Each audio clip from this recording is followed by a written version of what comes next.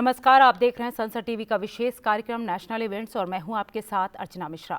राष्ट्रपति द्रौपदी मुर्मू ने आज राष्ट्रपति भवन में एक कार्यक्रम में राष्ट्रीय खेल और साहसिक पुरस्कार प्रदान किए।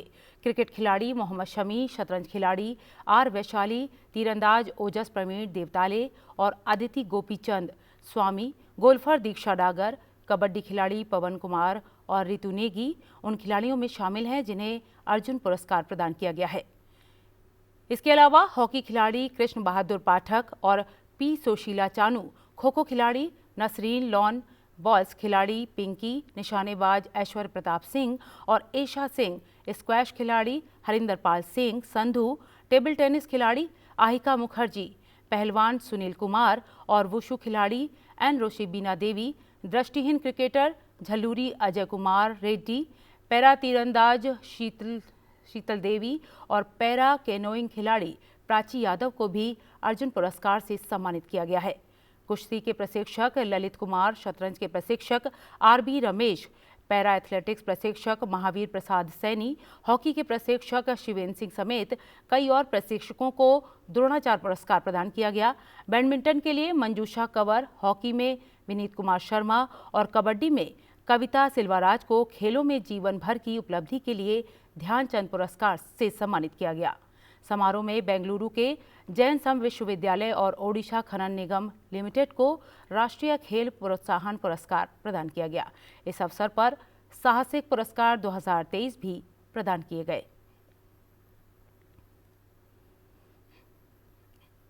बढ़ते हैं अगली खबर की ओर। प्रधानमंत्री नरेंद्र मोदी ने वाइब्रेंट गुजरात वैश्विक शिखर सम्मेलन 2024 से एक दिन पहले गांधीनगर में देश के सबसे बड़े वैश्विक व्यापार कार्यक्रम का उद्घाटन किया। इस अवसर पर मोजाम्बिक के राष्ट्रपति फिलिप न्यूसी और पूर्वी तिमोर के राष्ट्रपति जोस रामोस होर्ता, गुजरात के मुख्यमंत्री भूपेंद्र पटेल मौजूद थे। यह ट्रेड शो विभिन्न कंपनियों के नवाचार और गुजरात में निवेश क्षमता को प्रदर्शित करता है। वाइब्रेंट गुजरात वैश्विक शिखर सम्मेलन भारत का अब तक का सबसे बड़ा वैश्विक ट्रेड शो है। 5 दिन के सम्मेलन में कुल 100 अतिथि देश और 33 देश भागीदार के रूप में शामिल हो रहे हैं। ऑस्ट्रेलिया, दक्षिण कोरिया, सिंगापुर, संयुक्त अरब अमीरात, ब्रिटेन, जर्मनी और नॉर्वे सहित 20 देशों के 1000 से ज्यादा अनुसंधान क्षेत्र के प्रतिनिधि इसमें शामिल होंगे। ट्रेड शो के कुछ फोकस सेक्टर ई मोबिलिटी, स्टार्टअप, सूक्ष्म लघु एवं मध्यम उद्यम, ब्लू इकोनॉमी, ग्रीन एनर्जी और स्मार्ट इंफ्रास्ट्रक्चर शामिल है। सभी हॉल मेक इन गुजरात और आत्मनिर्भर भारत सहित विभिन्न विषयों को समर्पित हैं। इसमें करीब 450 एमएसएमई इकाइयां भी शिरकत कर रही हैं।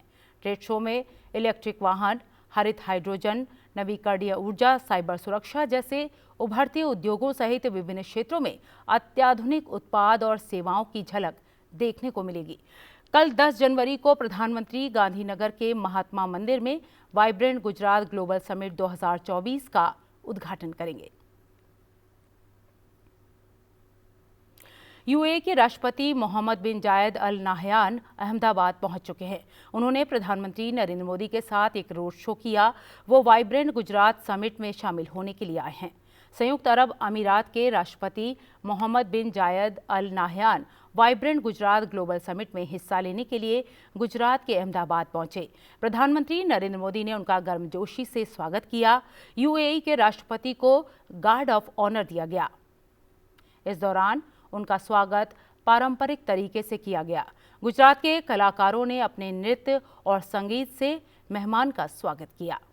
प्रधानमंत्री नरेंद्र मोदी और संयुक्त अरब अमीरात के राष्ट्रपति Mohammed bin Zayed Al Nahyan ने रोड शो किया। सरदार वल्लभ भाई पटेल अंतर्राष्ट्रीय हवाई अड्डे के बाहर 3 किलोमीटर लंबा रोड शो आयोजित किया गया। सड़क के किनारे लोगों की भीड़ हाथों में झंडा लेकर दोनों नेताओं का अभिनंदन करती नजर आई। दोनों नेताओं ने स्वागत में नारे भी लगाए। प्रधानमंत्री नरेंद्र मोदी और यूएई के राष्ट्रपति Mohammed bin Zayed Al Nahyan की मौजूदगी में दोनों देशों के बीच कई समझौता ज्ञापन पर हस्ताक्षर भी किए गए। प्रधानमंत्री नरेंद्र मोदी ने गांधीनगर में मोजाम्बिक के राष्ट्रपति फिलिप जैनसिटो न्यूसी और तिमोर लेस्ते के राष्ट्रपति जोस रामोस होर्टा के साथ द्विपक्षीय बैठक की। प्रधानमंत्री ने वाइब्रेंट गुजरात शिखर सम्मेलन से पहले गांधीनगर के महात्मा मंदिर में पूर्वी तिमोर के राष्ट्रपति जोस रामोस होर्ता के साथ द्विपक्षीय बैठक की। दोनों नेताओं ने आपसी, द्विपक्षीय और सांस्कृतिक संबंधों को और मजबूत करने के तौर तरीकों पर चर्चा की। द्विपक्षीय सहयोग के संभावित क्षेत्रों के संबंध में बातचीत की गई। प्रधानमंत्री नरेंद्र मोदी ने गांधीनगर में डीकिन विश्वविद्यालय के कुलपति प्रोफेसर इयान मार्टिन के साथ द्विपक्षीय बैठक की। प्रधानमंत्री नरेंद्र मोदी ने गांधीनगर में डीपी वर्ल्ड के सीईओ सुल्तान अहमद बिन सुलेम से मुलाकात की। प्रधानमंत्री नरेंद्र मोदी ने गांधीनगर में माइक्रोन टेक्नोलॉजी के सीईओ संजय मेहरोत्रा से भी मुलाकात की। प्रधानमंत्री नरेंद्र मोदी ने गांधीनगर में सुजुकी मोटर्स के अध्यक्ष तोशीहिरो सुजुकी के साथ बैठक की। प्रधानमंत्री ने एपी मोलर और मार्स ग्रुप के सीईओ कीथ स्वेंसन के साथ द्विपक्षीय बैठक की। लोकसभा अध्यक्ष ओम बिरला आज मध्य प्रदेश विधानसभा भवन में आयोजित प्रबोधन कार्यक्रम में बतौर मुख्य अतिथि शामिल हुए। इस मौके पर लोकसभा अध्यक्ष ने विधायकों से कहा कि हमारे अनुभव और ज्ञान का लाभ विधानसभा के माध्यम से जनता को मिलना चाहिए। विधायक के रूप में जनता की आशाओं, अपेक्षाओं को पूरा करते हुए प्रदेश के सर्वांगीण विकास के लिए प्रयास करें। सदन में गरिमा और शालीनता से चर्चा होगी तो बेहतर परिणाम सुनिश्चित हैं। उन्होंने कहा कि सदन में विधायक अपने क्षेत्र तक सीमित नहीं रहकर संपूर्ण प्रदेश के विषयों पर समृद्ध चर्चा करें। लोकसभा अध्यक्ष ने कहा कि प्रश्न पूछते समय विषय का गहन अध्ययन करें, प्रश्न संक्षिप्त पूछें, कानून निर्माण में विस्तृत चर्चा हो, नीतियों की सकारात्मक आलोचना कर सरकार के कार्यों में पारदर्शिता लाएं। ज्ञान एक ऐसी चीज है जिसको जब मिले, जिस समय मिले, प्राप्त करते रहना चाहिए। और विशेष रूप से लोकतांत्रिक संस्थाएं, लोकतांत्रिक संस्थाओं में परिदृश्य परिवर्तन होता रहता है। राजनीतिक परिदृश्य चेंज होता है, सामाजिक परिदृश्य चेंज होता है, आर्थिक परिदृश्य भी चेंज होता है। इसलिए हमारा प्रयास रहना चाहिए कि हम जितना अनुभव जनता से प्राप्त करें, उनसे सीख से प्राप्त करें, उस अनुभव और ज्ञान का लाभ विधानसभा के माध्यम से राज्य की जनता को मिले।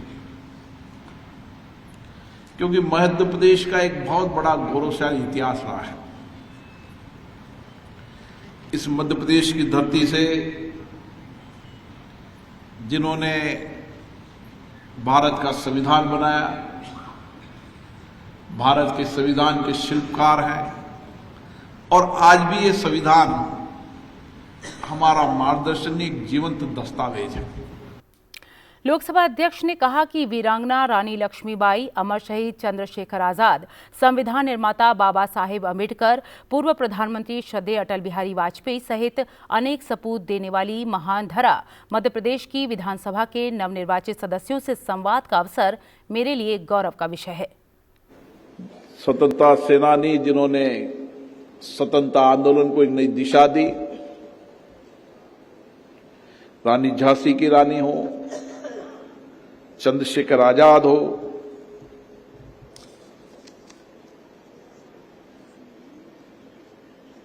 राष्ट्रपति के रूप में स्वर्गीय शंकर दयाल शर्मा जी हो, और जिन्होंने राजनीति से ऊपर उठकर इस लोकतांत्रिक को एक दिशा दी, लोकतंत्र को एक दिशा दी। माननीय अटल बिहारी वाजपेयी जी भी इसी धरती से आते हैं। तो ये धरती की एक बड़ी महिमा है, और मुझे खुशी है यहाँ के मुख्यमंत्रियों ने, यहाँ के विधानसभा अध्यक्षों ने का एक गौरवशाली इतिहास रहा है, गौरवशाली परंपराएं रही है, और आप सबको सौभाग्य मिला है कि आप इस गौरवशाली विधानसभा के सदस्य हैं। तो फिलहाल हमारे कार्यक्रम नेशनल इवेंट्स में इतना ही। आप देखते रहिए संसद टीवी। नमस्कार।